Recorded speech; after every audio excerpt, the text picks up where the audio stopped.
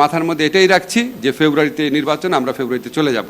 এখন রাজনৈতিক দল তো বিভিন্ন উদ্দেশ্যে বিভিন্ন কথা বলে। ট্র্যাডিশনালি যে সমস্ত রাজনৈতিক কথাবার্তা হতো এখনো ঠিক ওই রকম ভাবেই কথাবার্তা হতো। প্রকল্প, তারপর বার্ষিক উন্নয়ন কর্মসূচি, তারপর প্রকল্প প্রণয়ন, কিভাবে অপচয় দুর্নীতি কমানো যায়, এগুলো নিয়ে কথা হয়েছে।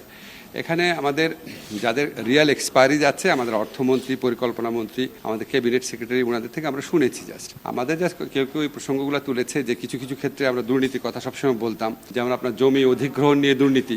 জমি অধিগ্রহণ করার সময় যে এত বেশি দাম বৃদ্ধি করে দেখায়, এই জন্য প্রকল্প ব্যয় বেড়ে যায়। তারপর আপনার পিডব্লিউডিতে জিনিসপত্রের দাম অনেক বাড়িয়ে বিক্রি করে, বালিশকাণ্ড আপনাদের মনে আছে। এই সমস্ত বিষয়ে পদক্ষেপ যেন নেওয়া হয়, এগুলি আলোচনা হচ্ছে। আমাদের প্রকল্পের দুর্নীতির ব্যাপারে ধরেন আমি এই জিনিসগুলো ভালো বুঝি না, এগুলি তো পরিকল্পনা কমিশন আছে, পরিকল্পনা মন্ত্রণালয় আছে, আমাদের অর্থ মন্ত্রণালয় আছে, ওনারা দেখছেন। আমাদের যারা সিনিয়র সচিবরা আছেন ওনারা দেখছেন।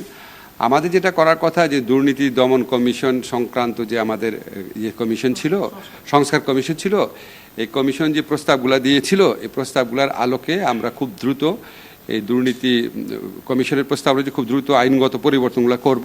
আপনাদের একটা শুধু অগ্রগতি জানাতে পারি যে আমাদের এই আইনগুলোর কাজ, সংস্কারমূলক কাজ দ্রুততর করার জন্য আমরা যে ব্যারিস্টার তানিম শাওন আছে, স্বাস্থ্যকর অল টাইম হানিকম, সব সময় all time healthy life, doctor Kamal Hossain ফার্মের যে পার্টনার, উনি একদম বিনা বেতনে অবৈতনিকভাবে আমাদের এখানে সার্বক্ষণিক একজন কনসালটেন্ট হিসাবে কাজ করছেন, আজকের থেকে শুরু করেছেন।